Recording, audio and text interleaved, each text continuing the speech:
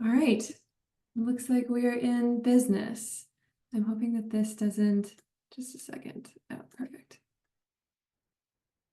Okay, looks good. Welcome, everyone.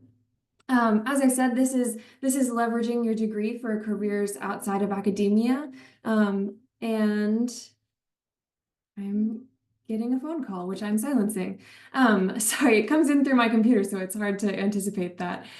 This is part one. So this is about career exploration. This is sort of the very beginning of what you should be doing if you're interested in careers outside of academia. Um, and and I think it's incredibly useful even if this is the only part that you get. So let's get started. So just to introduce myself, my name is Jennifer Spillane. You can call me Jen, that's totally fine. I live in Maine on the coast. This is not a picture of like my backyard, but it is pretty close by. It's a really beautiful rocky coast. And that was a priority for me when I graduated from my PhD, was to keep living in Maine. I really love it here. So that sort of factored into my career plan, and I think location to be near family or to be in a place that you really love is important for lots of people who start exploring things outside of academia. So I currently am a research data analyst. I work at a place called the Roux Institute, which is like quite a non-traditional branch of Northeastern University. So the Roux Institute is like a satellite branch of theirs in Portland. And I say it's very non-traditional because they only teach master's students. There are no undergrads present. And they have a huge entrepreneurial focus. So one of their stated goals is to advance the tech economy in Maine. And so they do that by incubating tech startups in a lot of different areas. And they do that by also developing the workforce, the tech workforce, through these master's programs that these startups and other companies like them will need to grow businesses in Maine. And so I work in sort of the research branch of that. It's like quite a lot like academic research, but there's a lot more collaboration with the startups and with industry and things like that. So I just loved the idea of it, and that was part of what drew me into this particular organization. So I'm also the chair of the Diverse Careers Committee for the Society for the Study of Evolution. And we are all about encouraging people to look outside the academy to find fulfilling careers after graduate school. Obviously, you know, not everybody, like some people will become professors, but I just think that there's a lot of diversity out there. And I think people often go the professor route without really examining their options first. So that's what we advocate for. And again, if you are on the fence between academia and alt-ac, that's totally fine. Don't worry, like not to worry about that. But to keep professorship in the mix for now, but treat it as just another option, not as your only option or the only thing you've kind of been exposed to throughout your graduate school career.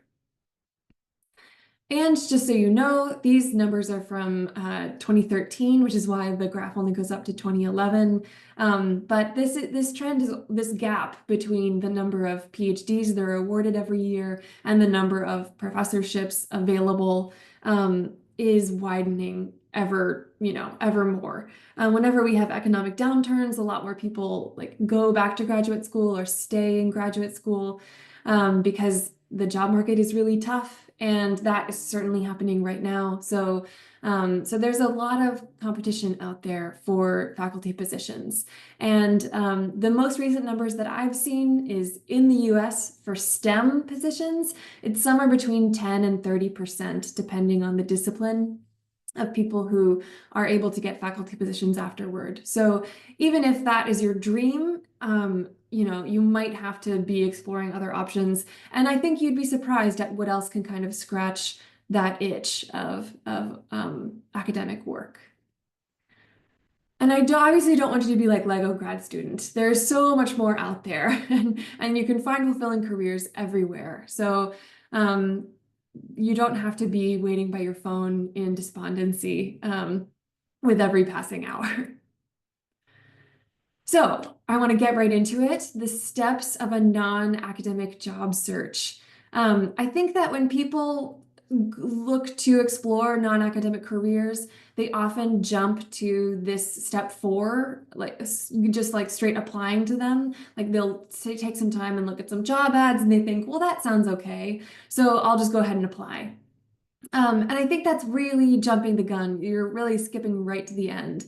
And there are all these other steps that I think doing your due diligence for all these other steps can lead to a much more successful and much shorter and a job search and lead you to a career that is something that you'll really enjoy and find fulfilling. And that is like what it's all about. That's what we're all after. I encourage people to really slow down and take a minute and think about the first three steps before you jump right into applying. And I know that can be scary because sometimes you're like reaching the end of your degree or your postdoc and thinking, like, I need a job right now. And I totally understand that. And if you need to take something sort of in the interim, like maybe you do a short postdoc, maybe you do some adjunct teaching or something to like pay your bills while you go through more of these steps, I think that's perfectly reasonable. And I don't think that's a bad choice to make at all. I did a postdoc after my graduate school career because it was kind of like the perfect storm of like just the right place and just the right advisor and just the right project. But I knew at that point that I wasn't going to go into academia. And so it was really a chance for me to work on something that I loved and have time to figure out what I wanted my next step to be. So we're going to focus on step one today. So find a career path that you want to target. And I think a lot of people, especially people who just jump into this apply and interview step at the bottom, are applying really widely. They're like, well, I can do some science communication, so I'll apply for a job like that. And I've been teaching a lot, so I'll apply for a job like that. And I, like I'm pretty good at bioinformatics, so I'll apply for some computational biologist jobs. And they have this really scattershot approach to job hunting. And I think that's not at all the right way to do it, especially if you're considering any kind of pivot, any kind of like sort of emphasizing something that maybe your degree wasn't in, then it's really, really worth it to be super targeted because you'll need to craft a resume and cover letter for each job that you apply to. They can be really similar, but they should be unique for each job. And you'll also, there's a chance you might have to upskill in certain areas. If you're interested in a job that has elements of project management in it, then, you've already been doing a lot of project management in your graduate degree, but having a certification in that might be really useful. And so you don't want to spend money doing a certification or spend time like learning extra skills if like you're going to be trying to apply for it just doesn't work. You have to be really targeted if you're going to upskill yourself in a particular area. So we want to be targeted first. So that's what the first step is all about, is doing research and figuring out what kind of career path you might really enjoy. And this is going to involve a lot of self-reflection. This is going to involve looking at a ton of job ads, not ones that you're going to apply to, but just ones you're going to look at for like your own education. And then it also is probably going to involve talking with people who have various jobs that you're kind of interested in. I am going to scoot this thing over so I can also see my clock. Okay, perfect.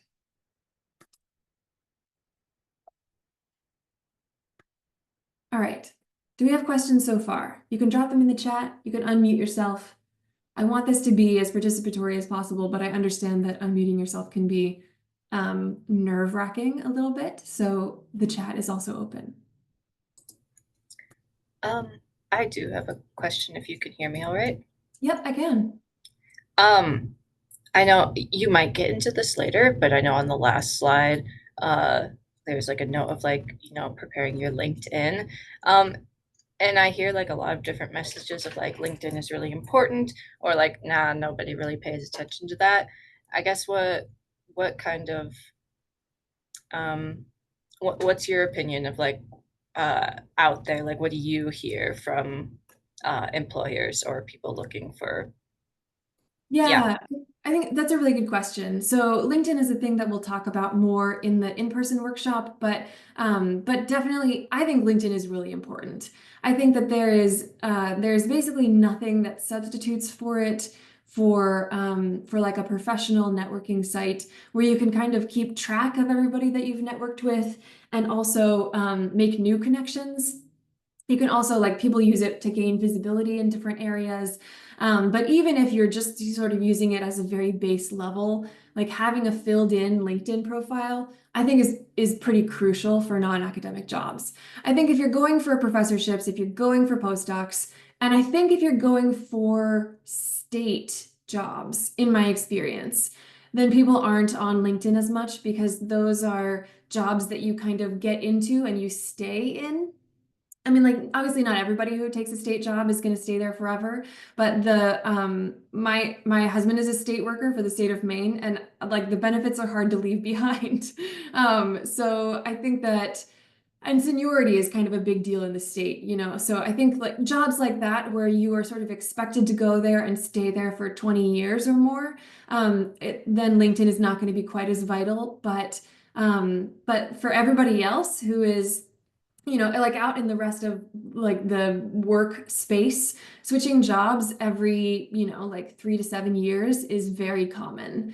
And so like keeping your skills up to date and keeping your experiences up to date, it just helps you look like a real person online. And it can be a really good sort of landing pad for people who are, potentially interested in hiring you and like if they Google you, which they probably will, then your LinkedIn should be a pleasant place for them to find, and it should be like have a photo and be filled out. And so I think of LinkedIn as fairly essential for a non-academic job search. I think it's also just a good place to do a ton of research. So and it's free to sign up. So even if you don't have a totally filled out profile at this point, I think it's a really good idea to be on LinkedIn and to be using it for everything that you possibly can. Makes sense. Thank you. Yeah. Other questions before we get into it? I have one. Can you hear me? Yeah, go ahead. Do you have any tips or advice for people that do their PhD abroad and then have to come back and all of their networking and everything has been done basically abroad? So it becomes a little more challenging when coming back and having to do everything here. Yeah, I think that is a really challenging situation. I would say there's a ton of opportunity to do things virtually now. Um, I was kind of doing like the first time I did this, I was doing it during COVID, like not quite height of COVID because I was doing my degree during that time, but like sort of in the aftermath and as we were coming out of it. And so I had like no basically chance to network with anybody as I was doing my job search in person. But people are really fine with remote things now. So there are like remote job fairs, which I find sort of terrifying. Like that's not at all my preferred networking method. But informational interviews are my preferred networking method, and we'll talk about those in a little while. And I've had, I think, like one of those in person ever, and I've done dozens of informational interviews. So that is a thing that you can do remotely, and you can, even if you're like still abroad getting your degree, then you can be doing that in whatever location you want to end up in. And then certainly when you are back, like I would just start sort of, I'm sure that you have at least some connections here from like previous experiences or, connections of connections that you had, wherever you were getting your degree. And so I think those are really good places to start, even if you're not, even if they're professors, first of all, and even if you're not particularly interested in the job that they have, probably they will know people who are doing interesting work outside of that, and you can kind of start to build your web out from there. So that would be my main advice is like, don't be afraid of virtual things. And you can start as early as you want because it is virtual. And then start with whatever you have and see if you can reach out fingers from those webs. Because, you know, like there's almost nothing more powerful than a second degree connection. Yeah, thank you. But for me, it's a little bit tricky because so I did my bachelor's in Puerto Rico and Mhm. then my master's in the UK, and I'm doing my PhD in Poland. So I really have basically no connections in the US, and I'm a military spouse. So I'm always in very remote places that aren't very good for academia, I would say. So like the previous post was actually in the middle of quite literally in the middle of nowhere. The nearest city was 10 hours away. But definitely I should consider some virtual aspects and maybe some virtual job fairs so I can start building a bit of a network. And LinkedIn probably would help too. So thank you. I appreciate it. Yeah, I also think so it is like a sort of unique situation in that you've moved around a ton and you will might continue to move around a ton. And but I would still emphasize the virtual part.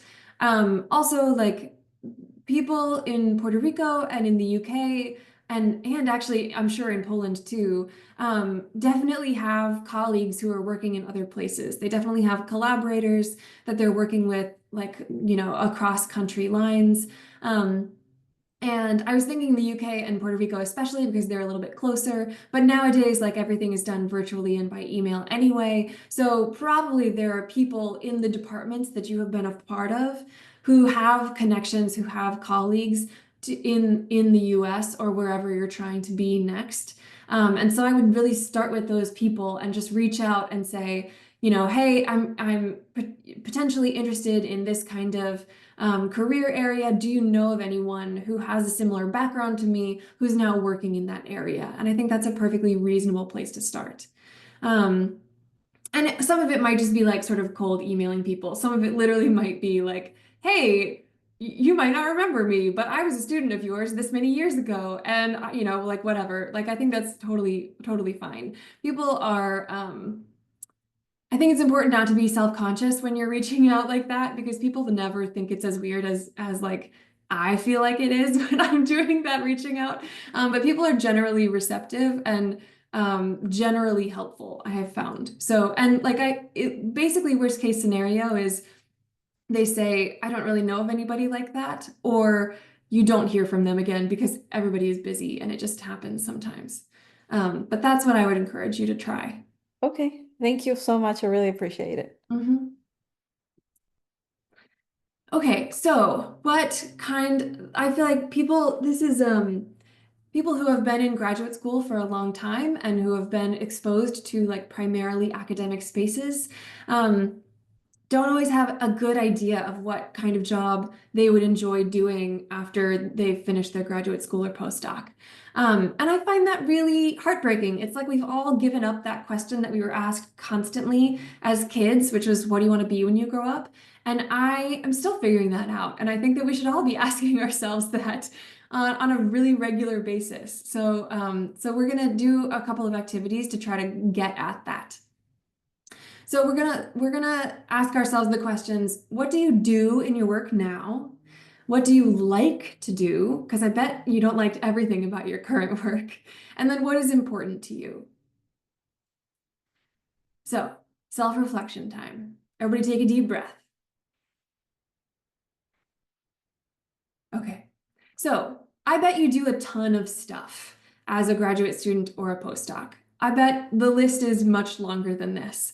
But let's start with these just sort of as an example. So you are probably doing research. You are probably teaching or have taught, even if that is not like in a formal classroom setting. Maybe you taught more junior lab members how to do something, or just generally how the lab worked.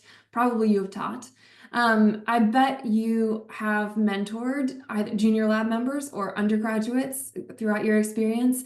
You've certainly gone to conferences, you're at one now. Publications are the currency in this industry, so you've definitely worked on those, and grant applications. You've probably done a certain amount of lab management, even if you have a lab manager in your lab.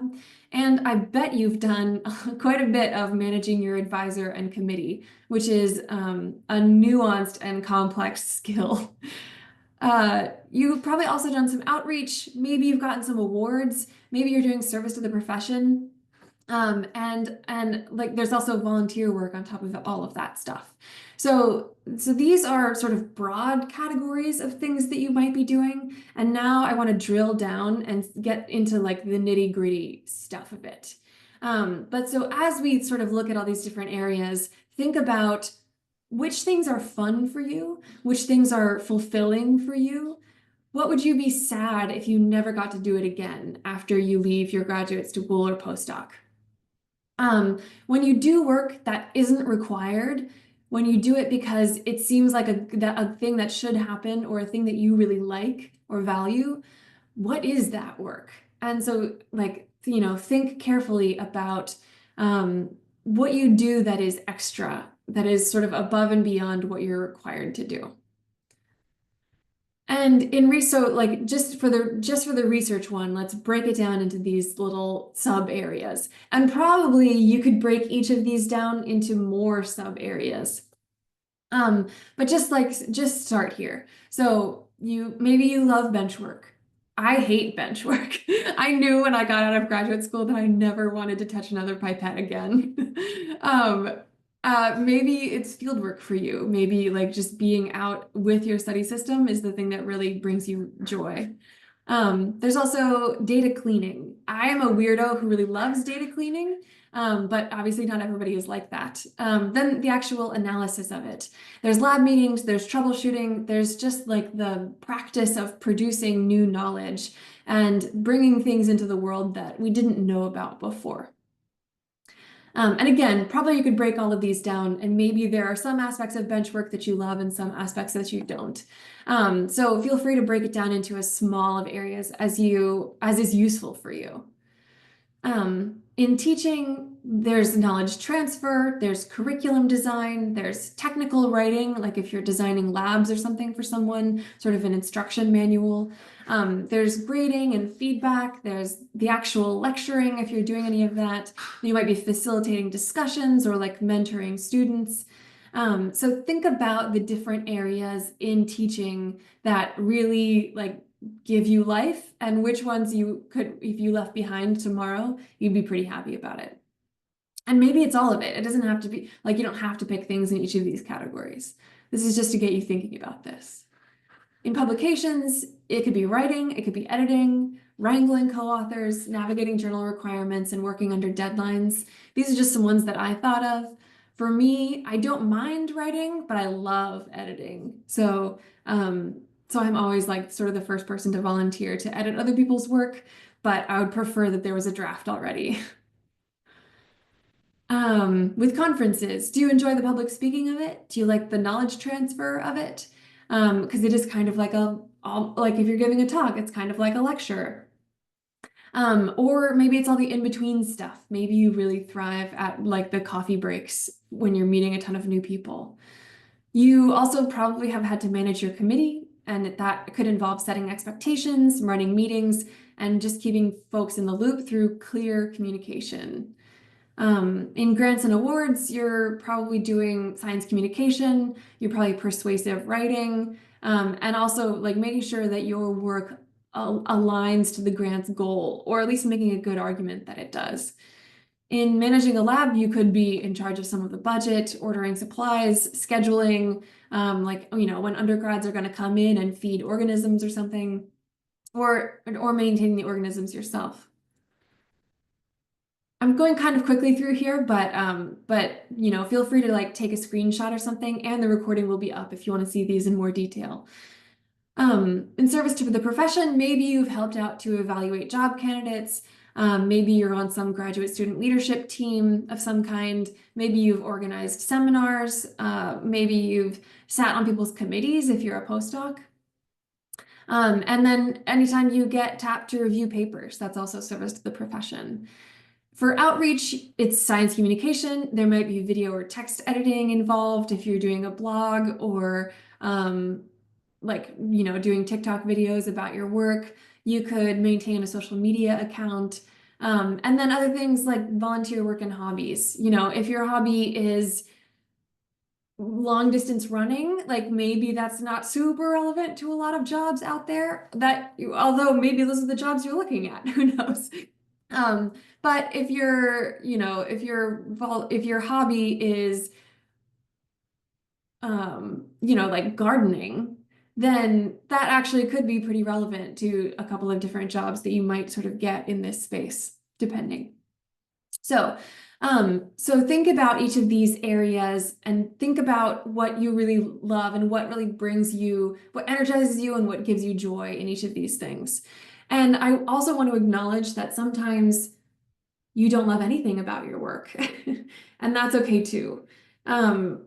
I definitely reached a point at the end of my PhD that I was doing it because I needed to finish, and I was not doing it out of love for the thing anymore. And I think a lot of people reach a stage like that, and that is totally fine. But it's good to recognize that that is a stage that you're in, and it's not your whole life. But if you are feeling burned out and done with everything you do as a grad student or postdoc, I 100% get it. I said earlier that I was finishing my degree in the height of COVID. I graduated May of 2021 with my PhD. And the day after I defended my dissertation, I drove like an hour and a half to get my first vaccine dose. So like I totally get trying to do a degree in really stressful circumstances. And the first time I tried to go through this exercise, it was like a similar one on a worksheet. And I like found that worksheet again later, a couple years later. And under like, what energizes you about your work, I wrote very little. So like, if that is you, I 100% understand, and I really want to honor that. But there are some strategies, even if you're in that place. I hope that you're not. You can think back to a time earlier in your degree. Like my degree wasn't bad the whole time. Like when it was good, it was really good. It was so much fun to like sit in a room with people and talk about weird scientific problems. You can also think about like why you started your degree in the first place. I kind of got away from that eventually throughout my graduate school career, but I started because I was passionate about conservation. And so it is sometimes helpful for me to kind of step back and remember that. Some days will be better than other ones. Like it's not just one unbroken line of burnout, it'll kind of wax and wane. So if you're having a better day, take some time towards the end of it and think about like, okay, what did I enjoy about my work today? You can talk to people who know you and your work well. Probably they remember a time that you were excited about it. And they also might be able to say like, oh, you're, incredibly detail oriented. So I really see you come alive when you are able to do this kind of close work. And it might take time and distance, and that's fine. This should be an activity that you come back to every year or so, just to make sure that that you know yourself well enough to be able to research these careers in areas that are going to really work for you. So now once you have those tasks, once you know like of all the things that you do, of all the tasks that are going on in your life, which ones you actually enjoy and which ones you would like to continue doing, all of those tasks are things that you might find in a job description. So take note of those things that you like.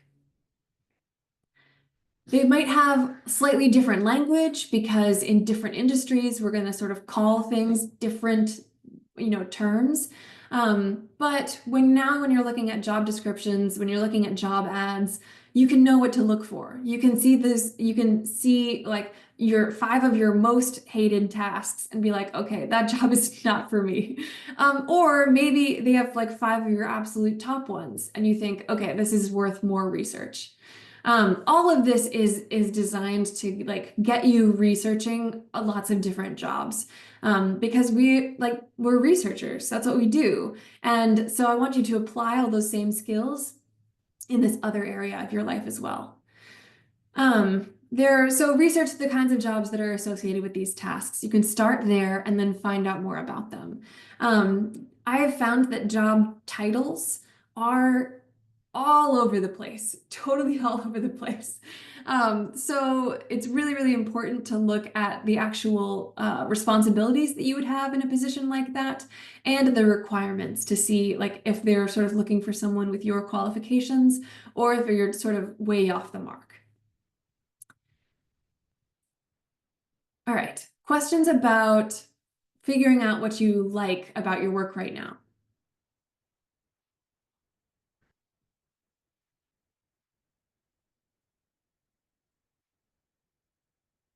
Okay, sounds good. So the third question that we are going to look at is what is important to you? And this one can be like somewhat tricky, and I feel like I find it helpful to come back to this on a really regular basis because sometimes you don't kind of realize what you hold as really important until it is honestly until it's threatened in some way. And then you realize how important that thing is to you. So I find it incredibly important to come back to this exercise again and again. When you feel like, oh, maybe there's something missing from this work that I'm doing right now, like it's not quite what I wanted it to be. And even if you go the non-academic route and you have a job that you like, probably there will still be things about it that you don't like. And so figuring out how it does and does not align with your values is an exercise that is valuable to do again and again throughout your whole career. And also your priorities might shift. So it's definitely worth re-examining. So this is like one half of some values that I've compiled. If you have a piece of paper or your phone or whatever, just jot down any of these that you feel like really speak to you. And it doesn't, it doesn't have to be all of them. And I'll change the slide in like 2 minutes. But just see if you can jot down a couple of them that you read over and you think, yes, absolutely. Like, I really need creativity in my job or I'm not going to be happy, kind of thing.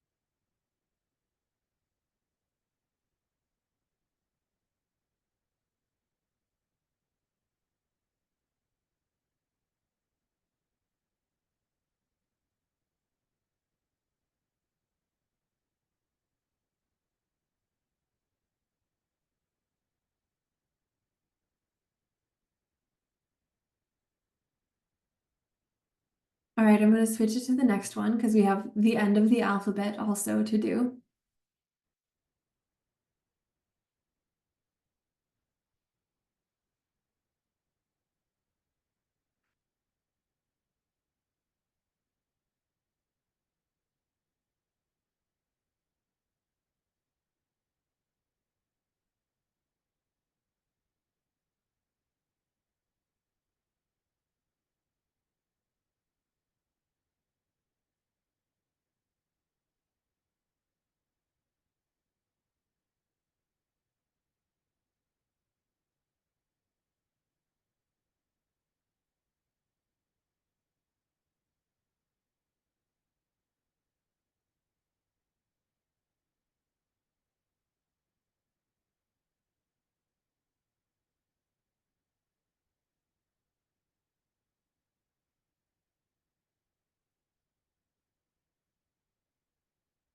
Okay, and now with all of those that you have jotted down somewhere, um, just pick, like, look through them again and maybe pick your top five. And this is just an example. These are not necessarily my top five. I need to do this exercise again, to be honest. But does it any order? We're going to do that in a second. But just first try to narrow it down to just like, okay, if I could have these five things, then I would feel like, they're the non-negotiables, and everything else is something that I value, but maybe not as important.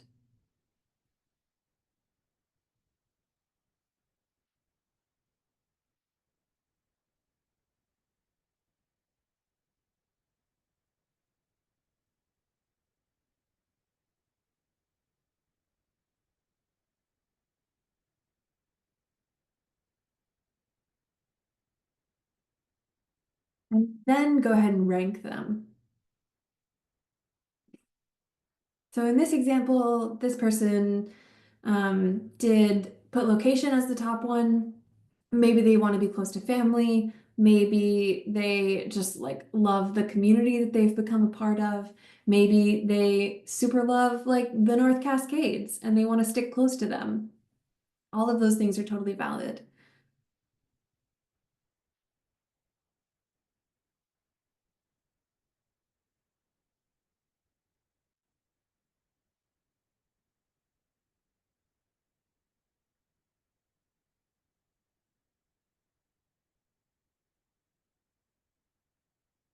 Okay, now I'm not going to ask people to share this. Like this can be kind of personal stuff, so I'm not going to ask you to be like, "What is your absolute top value?" But just like maybe from your list of top five, what are some things that really spoke to you and that you really want to emphasize in your job exploration going forward? You can just drop it in the chat. You can unmute yourself if you'd like, but you can also just like sort of sound off.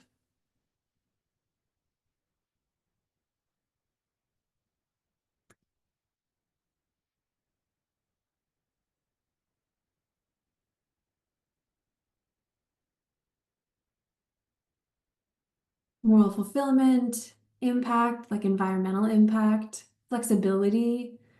But then right on the back of that, someone was like having a routine. Mentorship, helping people, excitement, international impact, challenge and balance, security, flexibility, both at the same time. Love it. Fieldwork, teamwork. Yeah, I'm seeing like lots of balance. I think that that is a thing that we don't always get very much of in academia. And I think there's especially like a tendency if like you're studying at all hours during undergrad, and so it sort of translates to studying at all hours for graduate school. And I think that it's really easy to kind of like go through that pipeline and not draw clear boundaries between your work and everything else that's going on in your life. So I totally understand the need to have some of that. All right, awesome. Looks good. Okay, and now when you hear about a company culture, when you read an About Us section of a website or a job ad, or when you look at like the benefits section of a job ad, you'll have a way of checking them against yourself and knowing that like, oh, this job doesn't have any kind of flexibility, like they're expecting me to be, in at 8 and out at 4:30, and that's not going to work for me because like I need to pick up my kids from school. So, and maybe that's like quite an obvious one, but maybe you just work best. Maybe it's not picking up your kids from school. Maybe you just work best when you can, like go on a run in the middle of the afternoon and then come back to your work later. And so you need some more flexibility than that. So now like keep those things that are really important to you in mind, and you can check them against company culture and against job descriptions to see what might be a really good fit for you.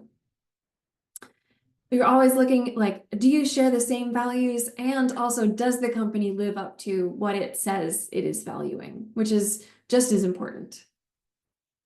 All right, questions about this value work?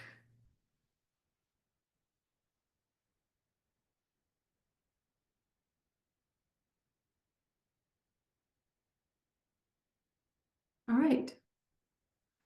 So I've been talking about some job ad things like, oh, now you can look at job ads and be really informed.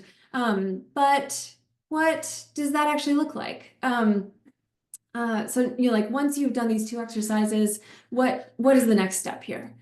So we're going to look at some job ads, but these are not ones to apply to. These are just for you to do research and figure out what kind of industry you might want to target.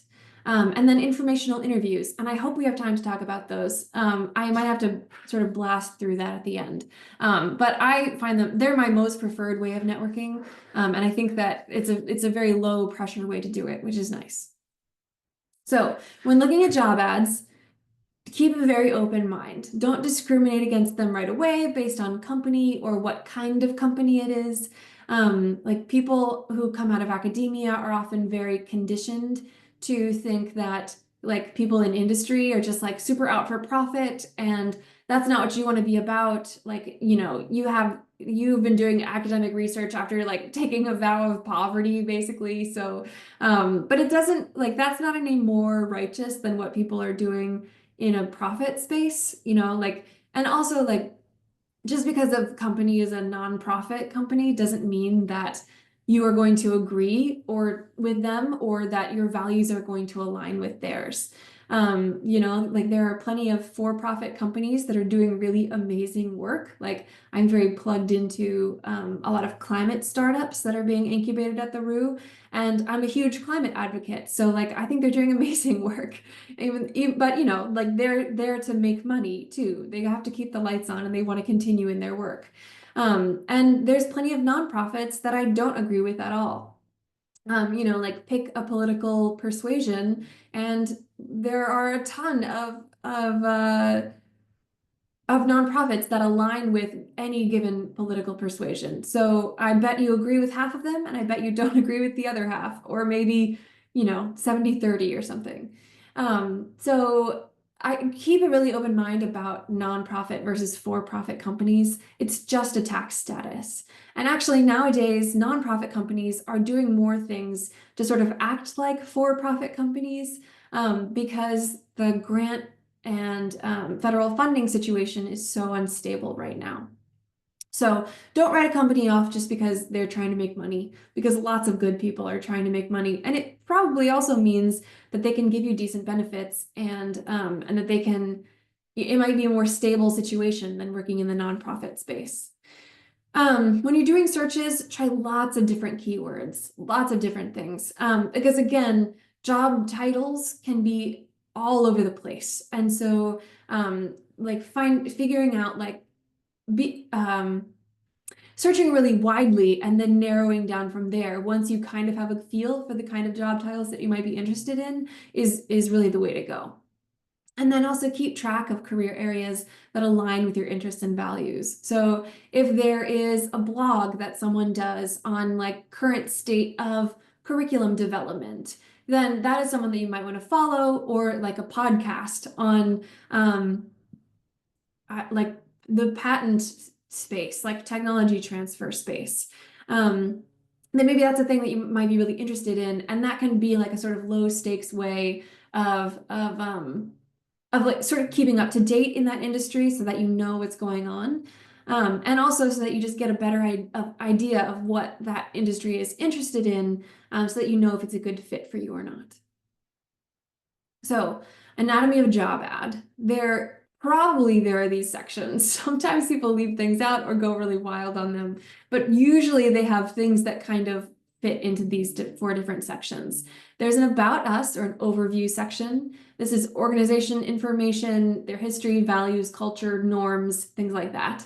It's basically like, here, we're trying to look really amazing because we really want you to come work for us. That's that section. Then there's the responsibilities. So what you would actually be doing in this job, the tasks that they expect the person in that role to perform. Then there's qualifications. This is a wish list of experience or credentials that they want the applicant to have. And lots of studies have shown that people, especially from underrepresented groups, will only apply to a job if they meet like 85% of this wish list of qualifications. Whereas like people who are not from underrepresented groups and who maybe have more conditioned confidence will apply even if they only meet like 50% of their requirements. So don't be the person to say no, right? Like don't say no to yourself. Let the other person say no. If it's a job that you think you'd be really great at and you think you're qualified for, even if you don't feel like you meet every single requirement, or not requirement, qualification that they're looking for, then tailor your documents as well as you can and still apply for that kind of position. Or the other piece is, since we're just kind of in a research phase, you can always upskill in those areas. So if they're really looking for someone who has experience developing pipelines using Nextflow, that's fine. Like on your next project, try to use, like on your next bioinformatics pipeline that you're developing, try to use that tool that you see a lot in job ads. And that can be a way to kind of get a couple more of those qualifications and look really tailored to that specific type of position. And then there's the compensation, and this might be really vague or it could be totally absent. But usually they'll have some kind of like benefits usually, and then some if it's a good job ad, then they'll hopefully also have a salary range, or like if it's a state job or a sort of academic adjacent job, then it might have like a grade that you would come in on, and that is usually like a combination of like education or experience level and seniority. So I would encourage you, if it says a salary range and it's something like a state job, you're always going to be at the beginning of that, at the lower end of that range, because that's sort of for, like sometimes those are looking at internal candidates. And so like they're never going to give someone a pay cut for moving sort of laterally within a larger organization, government organization like that. So, so be a little bit careful. Like if you look at a job range and you think, well, I can only make this work if it's at the absolute top end of this, be a little bit careful applying for things like that. Like, never say never, but just be aware that that might not be like for everyone who applies. And so when you're looking at each of these different sections, can you find your tasks in the responsibility section, your tasks that you identified that you really love? And can you find your values either in the About Us or Overview section or in the compensation section at the bottom? And I'm just going to pull one up really quick because I can. And we can, this is not the right thing. Whoops. Here we go. So this is a little bit awkward because I'm only sharing a part of my screen. But so I was just like, I went on LinkedIn literally this morning and I did a search for curriculum development, because maybe that's the part of teaching that you really love. Like it's not so much being in front of students, it's not so much like the grading or feedback, but like designing courses that people are really going to learn a lot from is like where you absolutely get your bread and butter. And I get that. I actually thought that was really fun when I was doing more of that work. So this is a curriculum and pedagogy manager. This is specifically for organic chemistry at Harvard. But this is about the job, the position description. This is also telling you about sort of this department that you'd be working closely with. This says curriculum development, and it's giving you some, actually it has, so it's sort of the job duties section has been split into all these different areas in this one, but it's the same, it's giving you the same thing. They're expecting you to sort of wear a lot of different hats in this. So if that's a thing that you find valuable, then that's fantastic. If you'd rather be doing something that's more consistent, then this might not be the thing for you. And then basic qualifications, bachelor's degree or equivalent work experience, and then minimum of 5 years relevant work experience. That can be your PhD.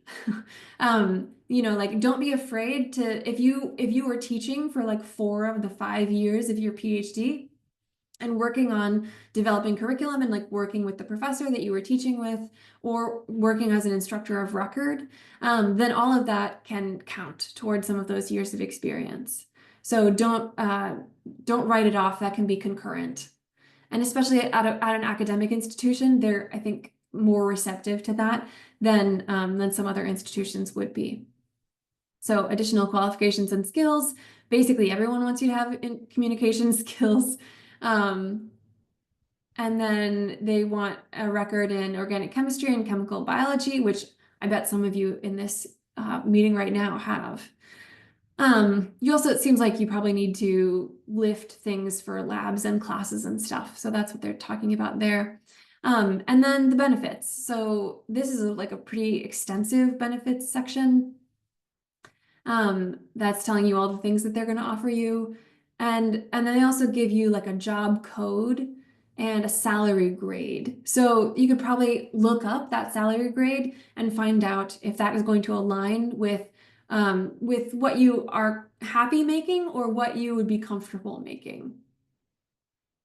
And then a lot of companies, not as much anymore, but a lot of companies will still have this DEAI section, and they are calling this like and then basically everyone will have this like, we can't discriminate you based on all these things because that's sort of required by law.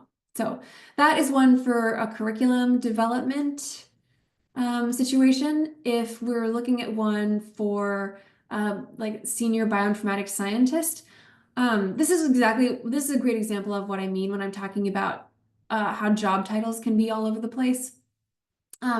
So this is like when I first started doing this, I would never have applied to a senior bioinformatics scientist position. I would I'm not qualified for that. There's no way. But often what companies mean by senior bioinformatics scientist or senior scientist of any kind is a fresh PhD.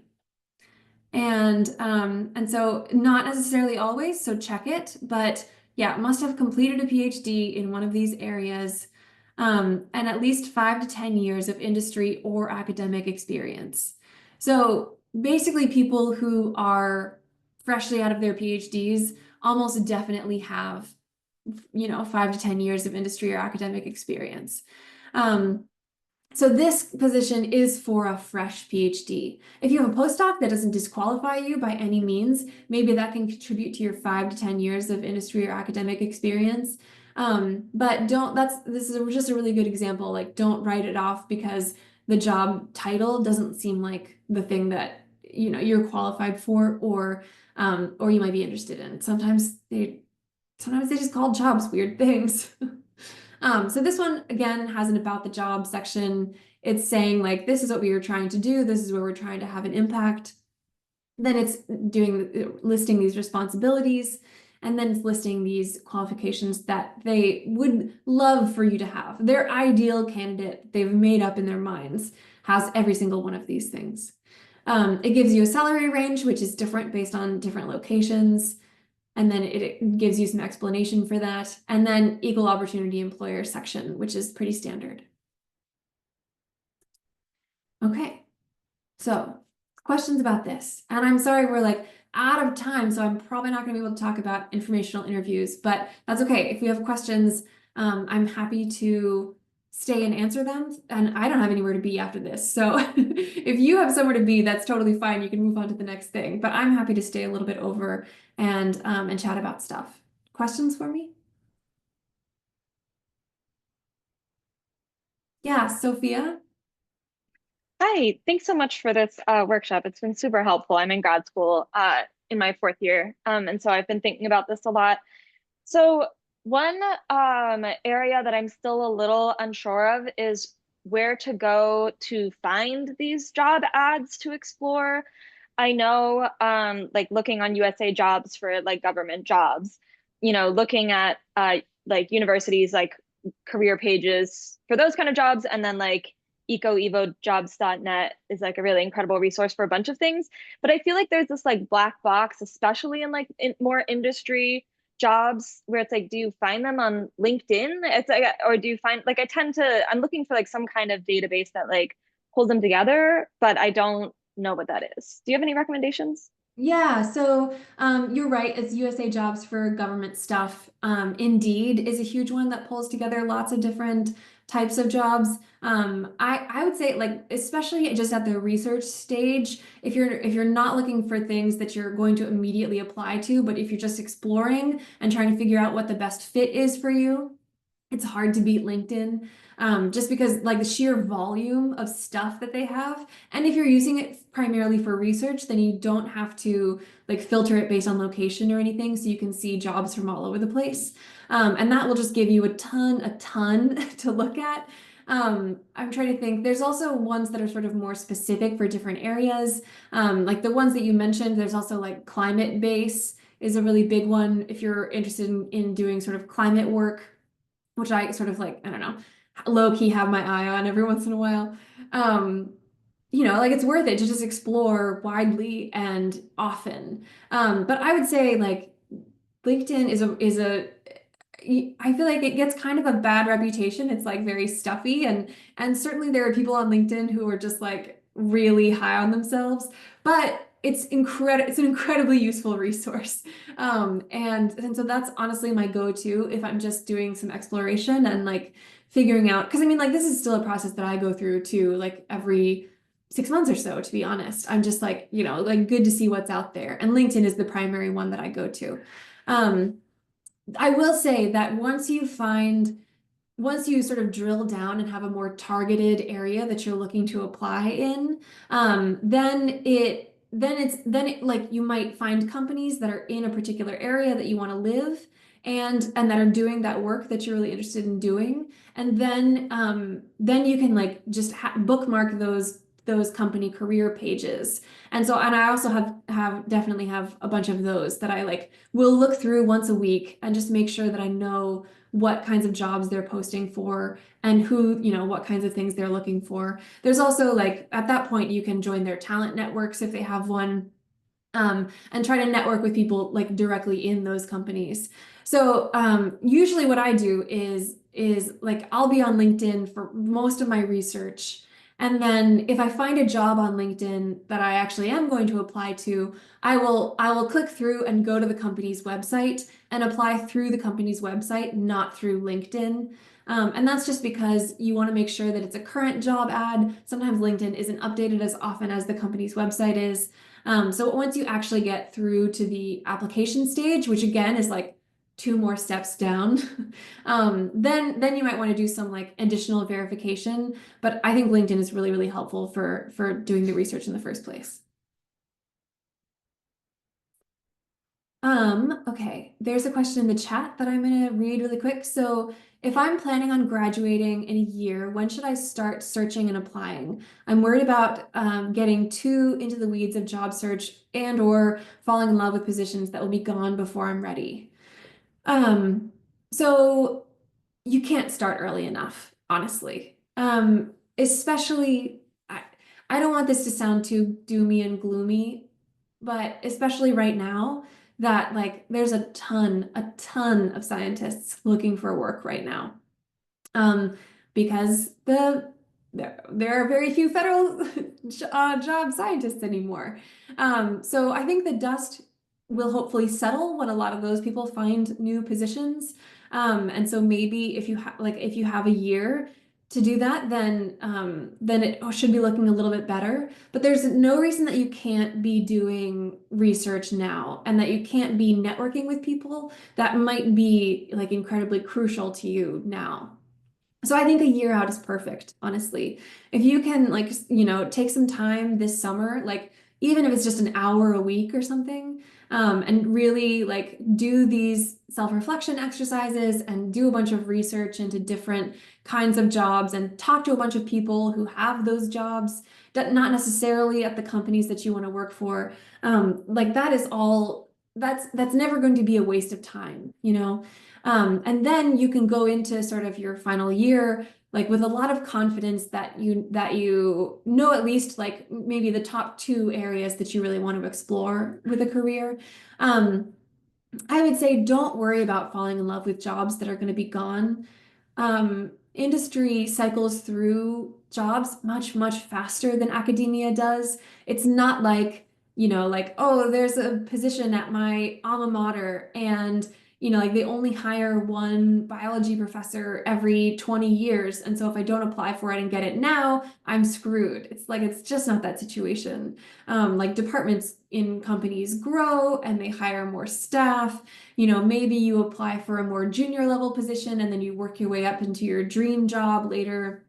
You know, like sort of as you get more experience and as you get further into that.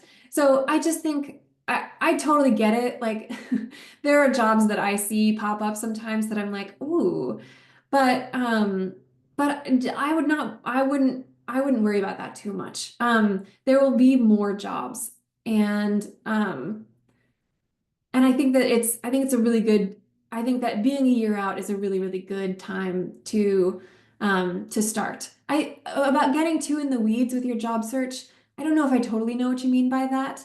I think it can be nerve-wracking to spend time on something else when you're like in the last year of your degree and you're like working on your thesis or dissertation. But like the way that I started when I first started doing this explorative work was a friend of mine was going to do it with me. And so every Thursday we had lunch together, and for an hour we would just talk about this stuff during lunch. And that was like pretty reasonable. Like we could carve out that time. And it also made it more fun, and it was also like a chance to bounce ideas off the other person. So that's really what I would recommend is like get one other person to do this with you, and just like put it on your calendar so that nobody can take that time, and just start with an hour a week, and you'd be surprised like what you can get done in a year with an hour a week.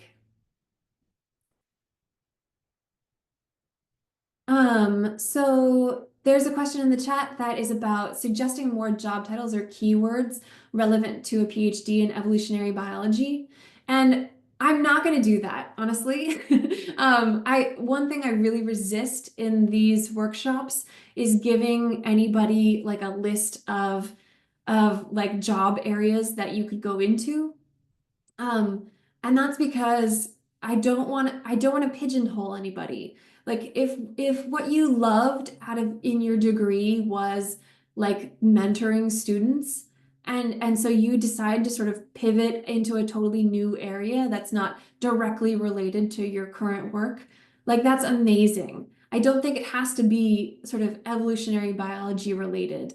And I think the more you can kind of take a step back from the field of study that you work in and focus instead on the things that you love about your job, like the day-to-day things that you love about it, I think that you're going to be in a much stronger position.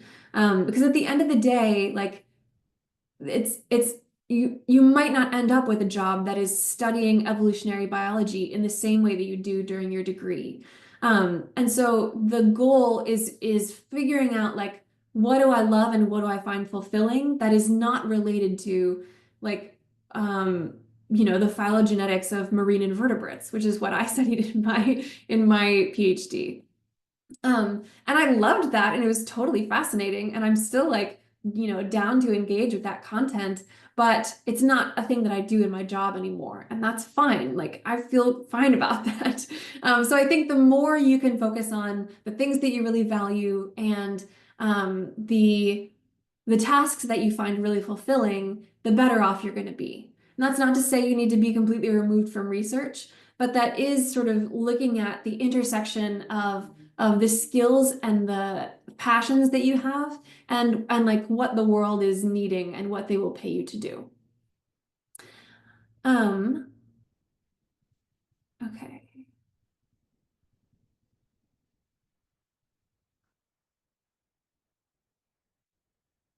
Okay, so are there ways, this is another question in the chat, are there ways that this advice changes for applying to jobs in other countries? Are there suggestions you would give for that? So international applications is not something that I have direct experience in, but at this stage, like at the first stage of your job search process, when you're doing a lot of exploration and you're doing a lot of research, this is all the same. Like you still need to know what you're interested in, you still need to know what you're good at, you still need to know what you love doing, and you still need to know what you value. And that is going to be the same regardless of what country you're looking for jobs in. The piece that I didn't have time for today, I kind of tagged it on at the end just in case, and we didn't have time to go over it.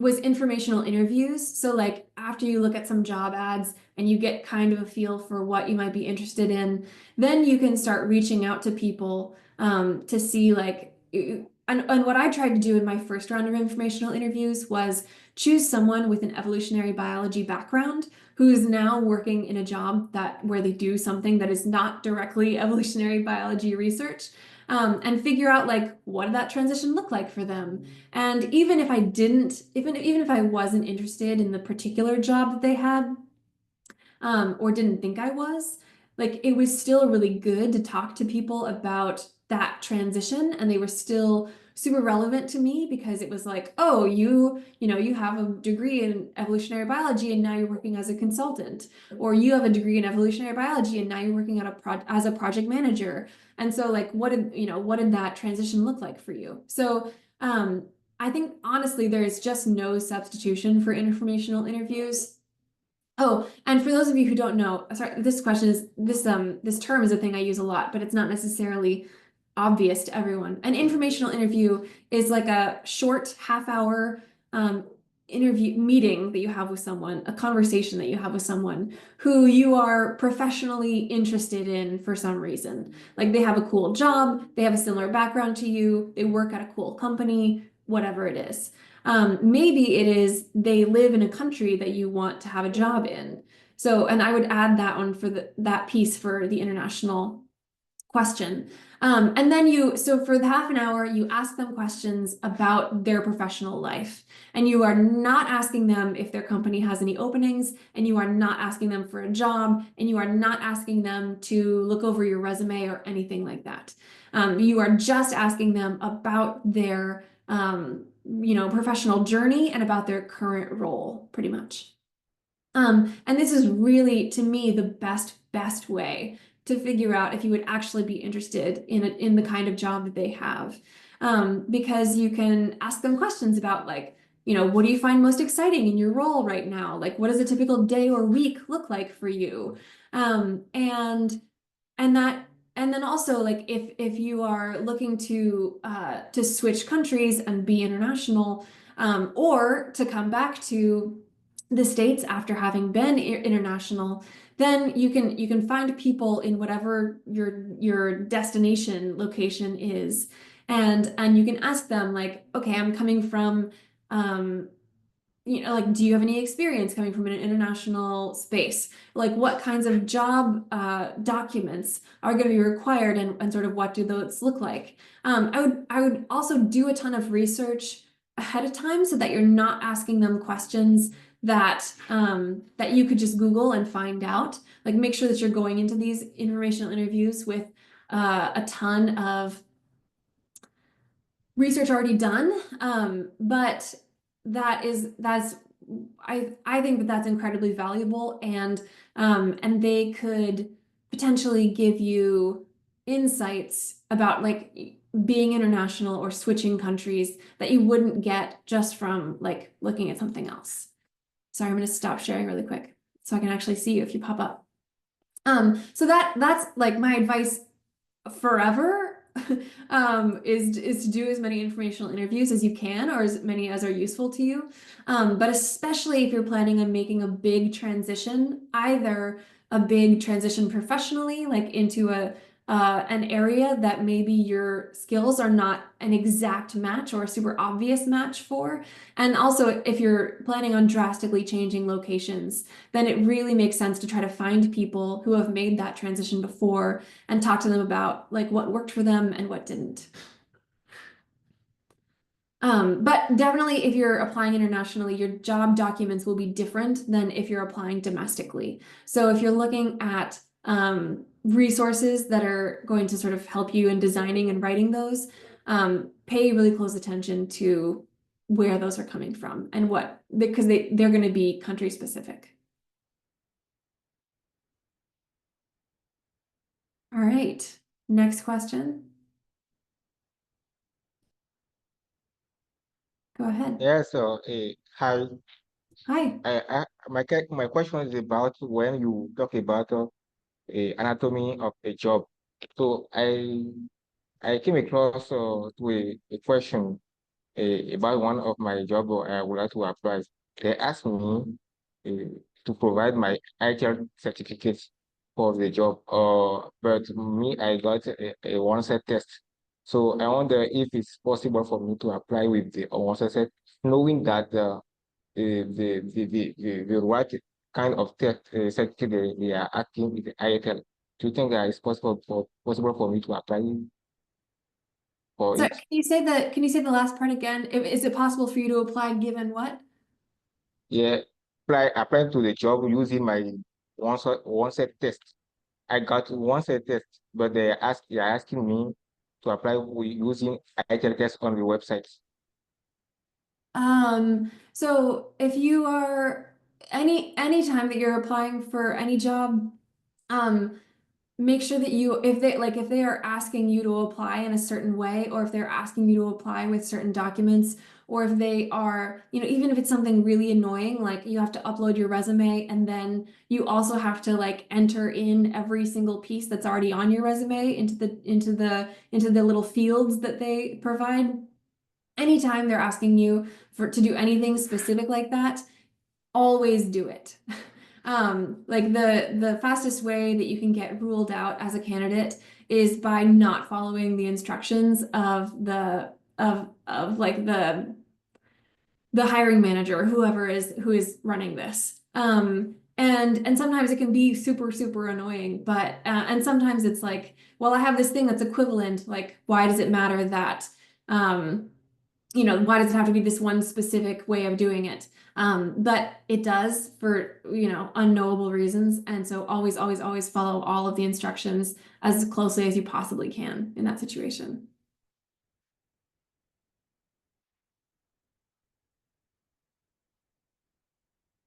Other questions?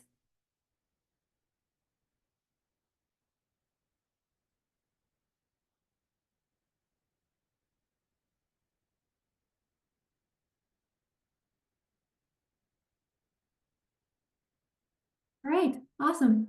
Well, thank you all for coming so much. And probably I will see some of you at the in-person one in June. And if you have any other questions, you can always reach out to me.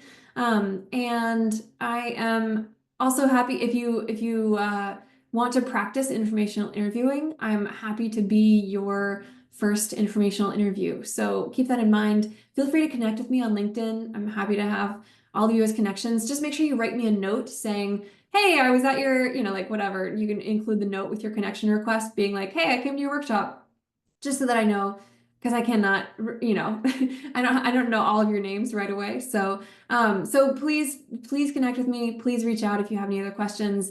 And thank you all for participating and for coming.